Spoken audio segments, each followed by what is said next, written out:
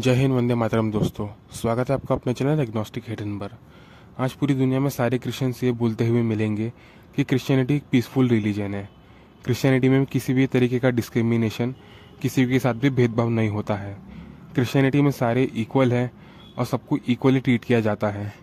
Christianity को अच्छा दिखाने के लिए ये बोला जाता है कि जीसस ने कहा है लव योर एनिमीज़, अपने दुश्मनों से भी प्यार करो। क्रिश्चियनिटी तो अपने दुश्मनों से भी प्यार करना सिखाती है। ऐसा बहुत कुछ खोखले दावे करते हैं जिसका रियलिटी से कोई दूर दूर तक नाता नहीं है। क्रिश्चियनिटी में भी डिस्क्रिमिनेशन है और रेसिज्म किया जाता है। बाइबल में बहुत सारी जगह पे गॉड ऑफ क्रिश्चियनिटी डिस्क्रिमिनेशन और रेसिज्म करते हुए दिखता है। बाइबल का गॉड यहोवा और जीसस दोनों रेसिज्म करते हुए दिखाई देते हैं। यहोवा और जीसस दुनिया के लोगों के साथ में डिस्क्रिमिनेशन करते हैं इस बेसिस पे कि वो ब्लैक है या फिर वाइट है, कोई इंसान हैंडीकैप है या फिर नॉर्मल है, कोई इंसान बिलीवर है या नॉन बिलीवर है, क्रिश्चियन है या नॉन क्रिश्चियन है, कोई इंसान स्लेव है या फिर एक ओनर है। आज की इस वीडियो में जानेंगे कि क्या है क्रिश्चियनिटी में डिस्क्रिमिनेशन और बाइबल का गॉड यहोवा और जीसस दोनों कैसे रेसिज्म करते हैं। तो शुरू करते हैं आज का video without praising the Lord.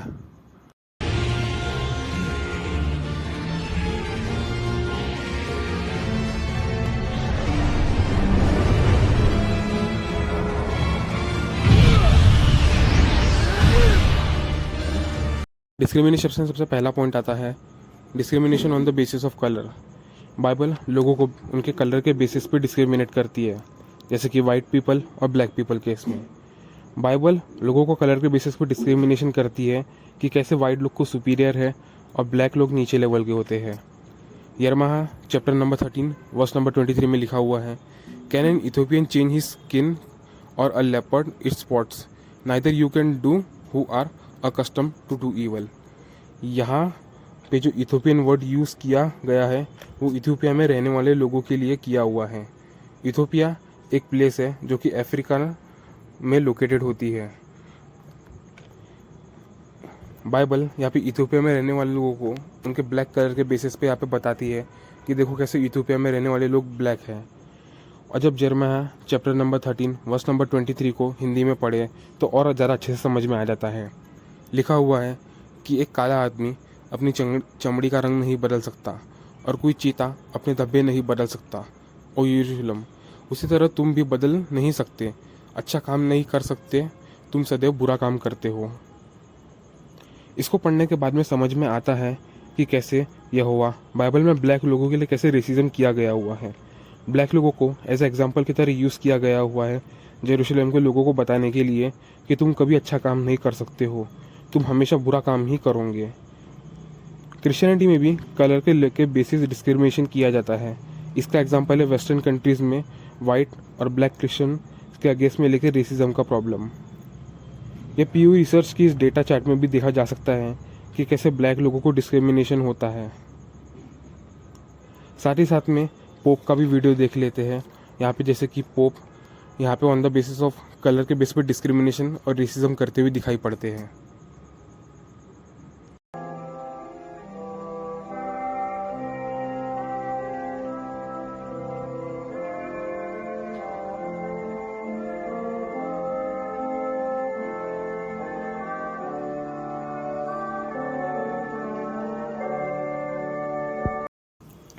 Second point आता है फिजिकल स्ट्रक्चर को लेकर डिस्क्रिमिनेशन करना।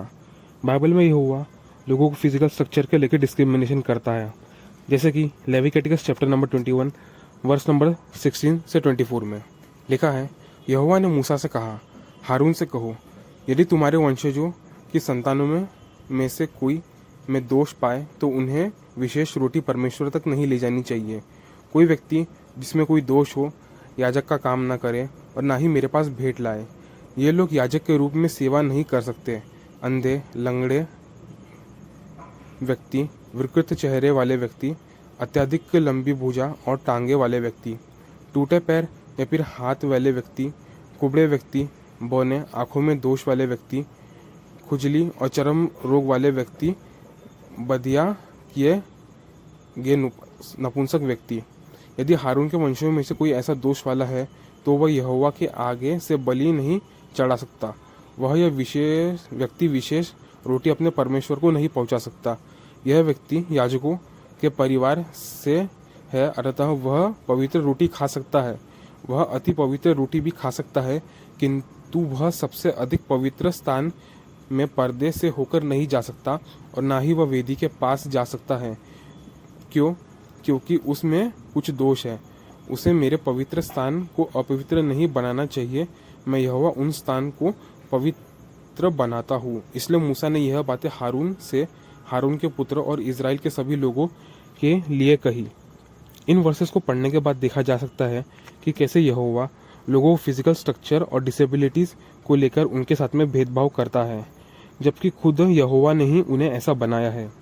रिलीजियस लोगों का बोलना होता है कि सारे इंसानों को गॉड ने बनाया हुआ है। इस हिसाब से दुनिया में जितने भी फिजिकल डिसेबल लोग हैं उनको भी गॉड ने ही बनाया हुआ है। उन लोगों ने ऐसा क्या गलत काम किए थे जिसके कारण गॉड ने उनको ऐसे डिसेबल पैदा किया था? इसका जवाब बाइबल में सबोपदेशक चैप्टर नंबर 6 वर्स नंबर 10 से 11 में लिखा हुआ है। जो कुछ घट रहा है उसकी योजना बहुत पहले बन चुकी होती है। एक व्यक्ति बस वैसा ही होता है कि जैसे होने के लिए उसे बनाया गया हुआ है। हर कोई जानता है लोग कैसे होते हैं। सो इस विषय में परमेश्वर से तर्क करना बेकार है, क्योंकि परमेश्वर किसी भी व्यक्ति से अधिक शक्तिशाली है। यहाँ पे क्लियरली बोला गया हुआ है कि हर एक इंसान वैसा ही होता है जैसा उसको होने के लिए बनाया हुआ है। तो यहाँ पे साफ साफ पता चलता है कि जितने भी फिजिकल डिसेबल लोग हैं वो सबके सब जीसस के बनाए हुए हैं। फिर भी जीसस खुद उनसे डिस्क्रिमिनेशन करता है on the basis of physical structure कि तुम मेरे पास में लाके भेंट नहीं चढ़ा सकते हो, क्योंकि जीसस तो यहोवा है और यहोवा ही जीसस है। फिर थर्ड पॉइंट आता है बिलीफ को लेकर। क्रिश्चियनिटी दुनिया को दो हिस्सों में बांटती है, एक बिलीवर और दूसरा नॉन बिलीवर। जो भी क्रिश्चियनिटी में बिलीव करता है और ये बिलीव करता है कि जीसस गॉड है, वो बिलीवर है, क्रिश्चियन है। पर जो क्रिश्चियनिटी में बिलीव नहीं करता है और ये बिलीव नहीं करता है कि जीसस गॉड है, वो नॉन बिलीवर है। यह ध्यान देने वाली बात यह है कि एक इंसान चाहे वो आस्तिक हो या नास्तिक हो, गॉड में यकीन करता हो या ना यकीन करता हो, अगर वो जीसस में यकीन नहीं करता है कि जीसस गॉड है, फिर सभी लोग नॉन बिलीवर में आएंगे। अब नॉन बिलीवर्स के लिए, अविश्वासियों के लिए बाइबल का कुछ ऐसा कहना है। John chapter number 3 verse number 18। जो उसमें विश्वास रखता है उसे दोषी न ठहराया जाए। जो उस पर विश्वास नहीं रखता उसे दोषी ठहराया जा चुका है, क्योंकि उसने परमेश्वर के एकमात्र पुत्र के नाम में विश्वास नहीं रखा है। फिर Mark chapter number 16 verse number 16। जो कोई विश्वास रखता है और बपटिज्म लेता है उसका उद्धार होगा, और जो अविश्वासी है वो दोषी ठहराया जाएगा।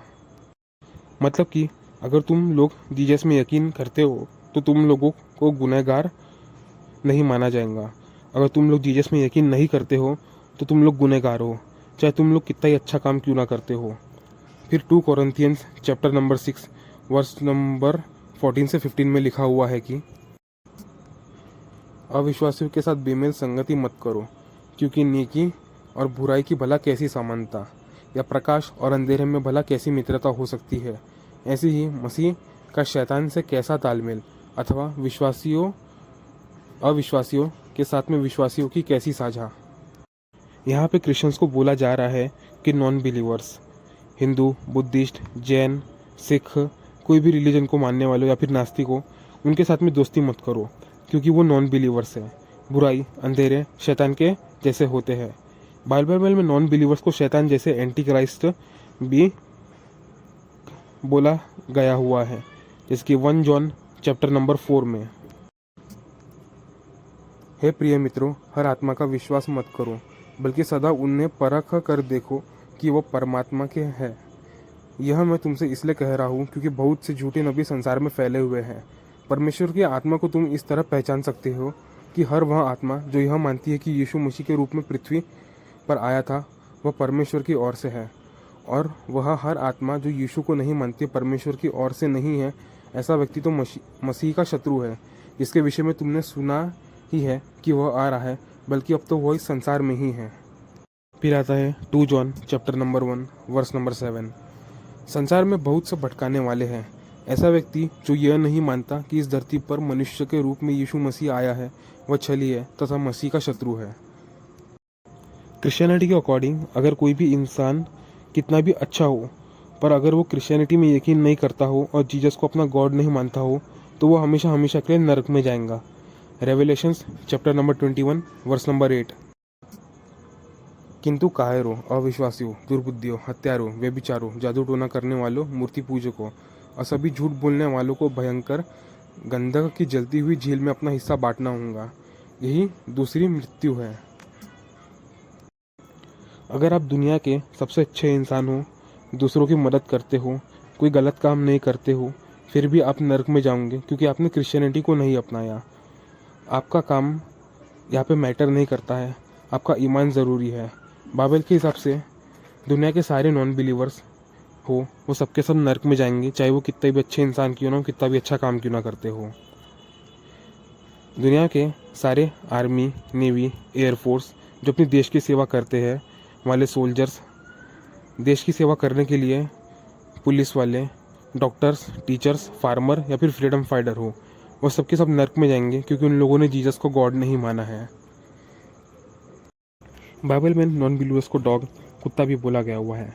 मैथ्यू चैप्टर नंबर 15 और मार्क चैप्टर नंबर 7 में कहानी आती है जहाँ पे एक नॉन इज़राइलाइट लेडी आती है और जीसस से कहती है मेरी मदद करो।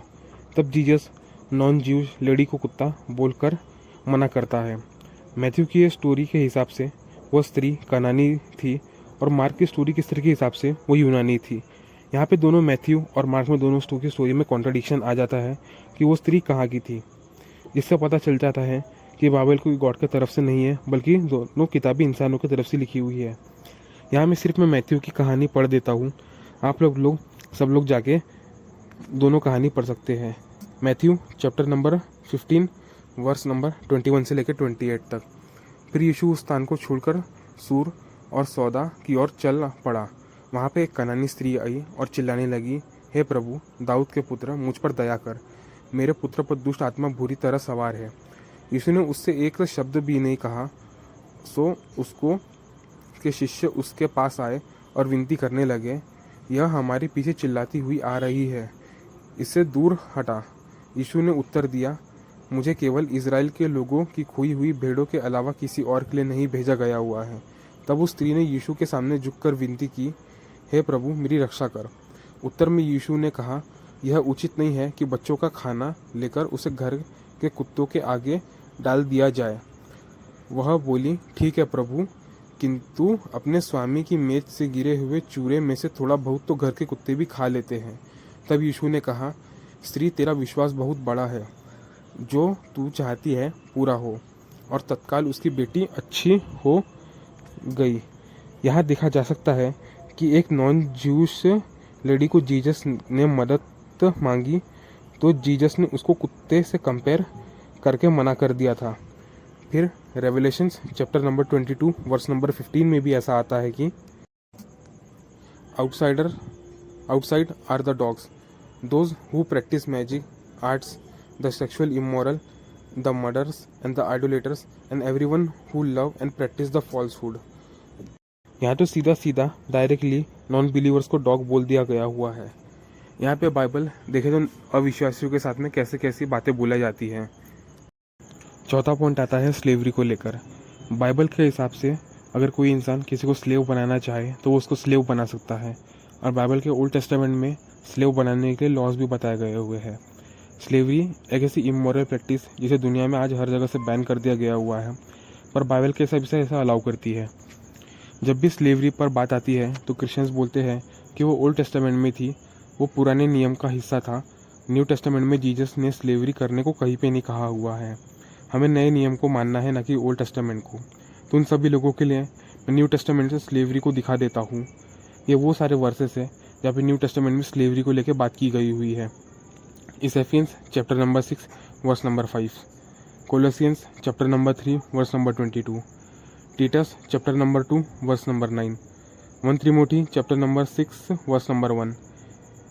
ये न्यू टेस्टामेंट के वो वर्सेस है जहाँ पे स्लेवरी को प्रमोट किया गया हुआ है।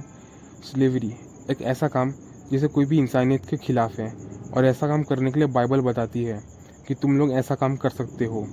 तो कैसा माना जाए कि बाइबल दुनिया के लोगों को इंसानियत सिखाती है।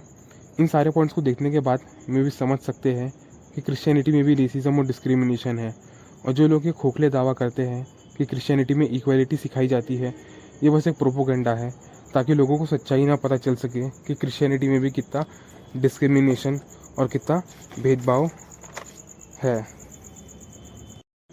किसी भी धर्म, मजहब, जाति और रेस को लेकर लड़ने की बजाय कि मेरा धर्म अच्छा है, मेरा रिलीजन सच्चा है, तुम ऐसा करते हो, तुम्हारे यहाँ वैसा है, इसे छोड़कर अपना कीमती समय देश और समाज की तरक्की में लगाए। जय हिंद, वंदे मातरम।